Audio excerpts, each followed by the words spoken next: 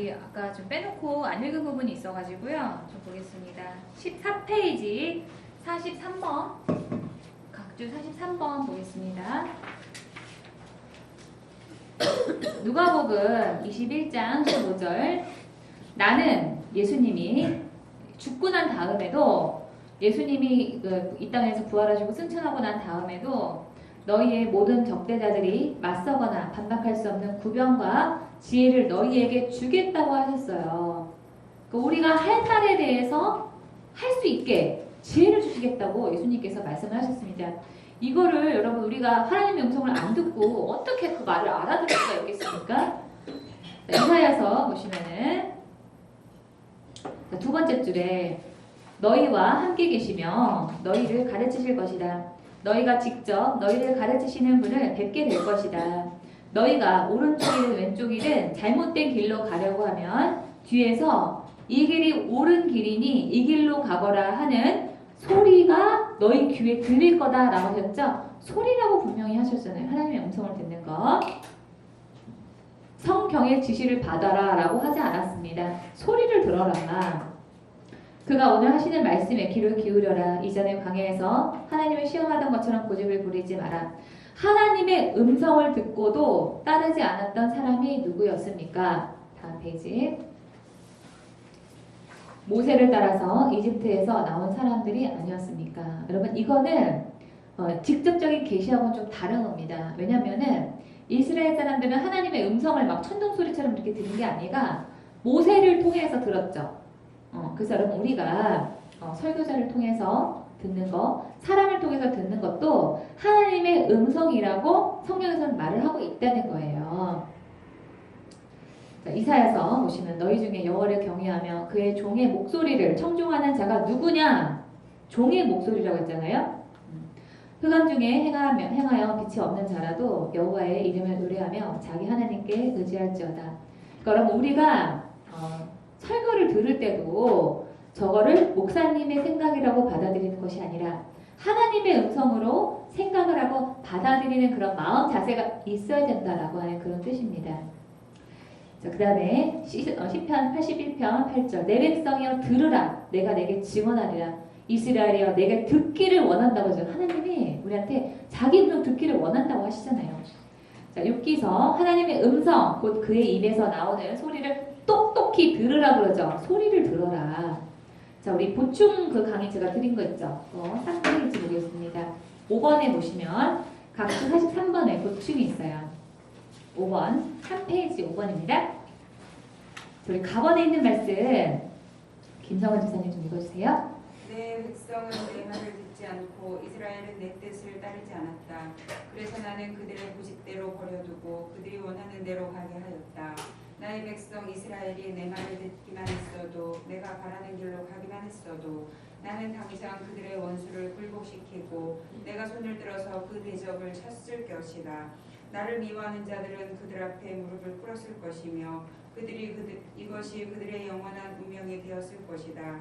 그리고 나는 기름진 밀 곡식으로 너희를 먹였을 것이고 바위에서 따낸 꿀로 너희를 배부르게 하였을 것이다. 예, 그래서 이사야서 보시면 너희는 귀를 기울이고 내게로 나와 들어라. 그리하면 너희 영혼이 살리라 그랬죠. 하나님 음성을 들으면 우리 영혼이 살아나는 일이 생깁니다. 막 걱정이 되다가도 하나님이 그 일은 이렇게 될 거다. 그러니까 너는 이렇게 뭐 걱정하지 마라. 하나님께서 말씀해 주신 음성 들으면은 당연히 우리 마음에 그런 응어리진 것들, 그런 걱정들이 풀어지는 거는 당연한 거죠. 자, 그다음에 우리 그 주님께 묻지 않고 행하는 것은 인본주의 죄다라고 했는데요.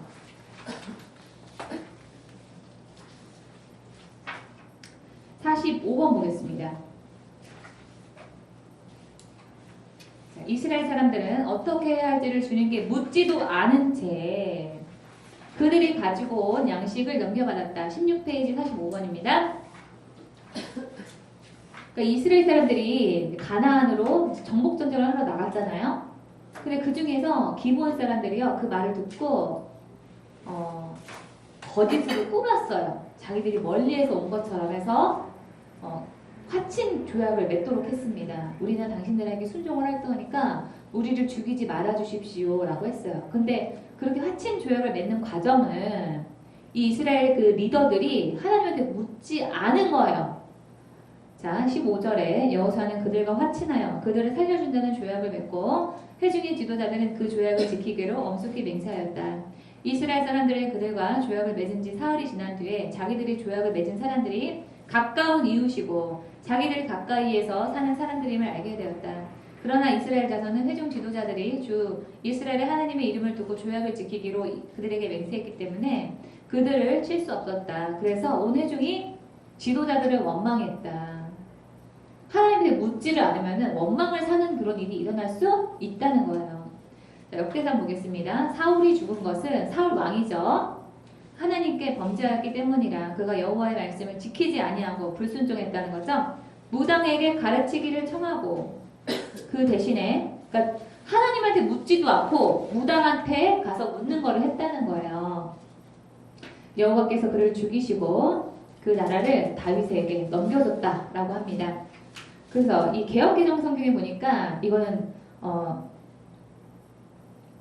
여기까지 이제 개역개정이고요. 세번역 성경에서 뭐라고 하냐면은 그는 주님께 지도를 받으려고 하지 않았기 때문에 죽었다 그 얘기를 합니다. 저희 지도를 받는 거에 대해서 NLT 성경에 보니까 불공부 시간 볼게요. He even consulted a medium. 그러니까 영매 신접한 자에게 가서 컨설트를 받았다는 상의를 하고 대신에 그러니까 하나님한테 물어보는 것 대신에 하나님의 가이드를 따르는 대신에 그렇게 했다라고 NLT 성경에서 말하고 있습니다. 자, 르호보암은 주님의 뜻을 찾는 일에 마음을 쓰지 않고 악한 일을 했다.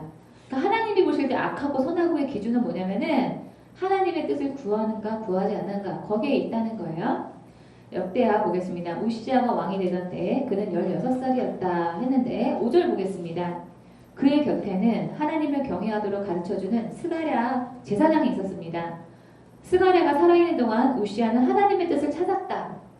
그가 주님의 뜻을 찾는 동안에는 하나님께서 그가 하는 일마다 잘되게 하여 주셨다. 그래가지고 뭐 조공도 바치고 성소사가 쪼쪼쪼 얘기하죠. 그래서 여러분 우시아의 말년에 우시아가 자기 마음대로 합니다. 어떻게 됐을까요? 우시아 말년이 문둥병 걸려서 죽어요.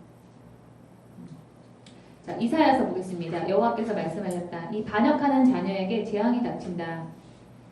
그들은 계획을 세울 때 내 뜻대로 세우지 않으며 자기 마음대로 계획 세운다는 거죠.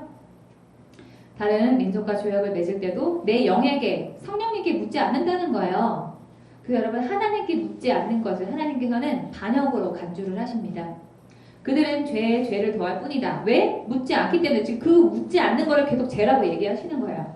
그들이 먼저 내 뜻을 묻지 않고 이집트로 내려가 도움을 청한다. 그러니까 나를 도와줄 만한 존재, 이집트 힘 있는 존재에게 가가지고 도움을 요청하는데 하나님한테는 묻지도 않는다는 거예요. 파라오, 이집트의 왕이죠. 바로에게 도움을 받으려고 하고 이집트가 그들을 지켜주기를 바란다.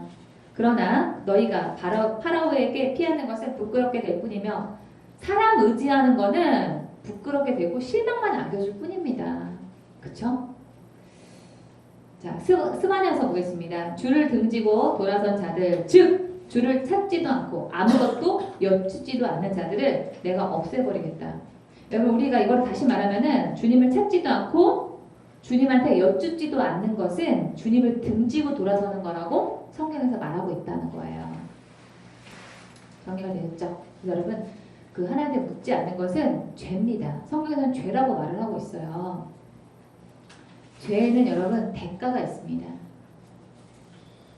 제가 예전에 이제 어떤 목사님이 저희 집에 찾아오셔서 저한테 기도를 부탁을 하셨어요. 근데 이 남편이 평생을 이제 공무원으로 사셨어요. 그래서 공무원 연금이 여러분 따박따박 나오잖아요.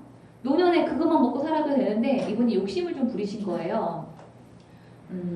산을 사가지고 나무를 심어서 나무를 파는 조경업자로 자기가 살려고 계획을 하시고 야산을 사가지고 나무를 심었습니다. 나무가 팔려야 말이지. 그래가지고 빚을 얻어가지고 산도 사고 나무도 사고 했는데 이제 공무원 연금으로 편안하게 살 줄 알았는데 그 연금이 전부 다 은행 이자로 들어가는 거예요. 그럼 어떻게 살겠어요? 먹고 사는 게 없죠. 너무 힘들다는 거예요. 어떻게 해야 되냐는 거예요. 그래갖고 제가 한 대도 물어봤어요. 그랬더니 하나님이 저한테 그러시는 거예요. 그 목사님 부부가 그 일을 계획을 할 때 하나님한테 묻고 결정한 게 아니라는 거예요. 그래서 그건 죄의 대가라고 저한테. 그래서 제가 그때 그걸 알게 됐습니다. 오래됐거든요. 그 죄의 대가로 노년을 공무원으로 평생 일한 그 노년, 그 연금을 다 은행님께 드리고 계시는 거예요. 그런 일이 일어납니다. 그래서 여러분, 우리는 반드시 어떤 일을 계획하기 전에 이게 정말 하나님의 뜻이 맞는지 아닌지 계속 물어보는 그 작업을 해야 된다는 것입니다. 오늘 강의 여기까지고요. 이제 숙제 검사를 좀 해야 되겠죠.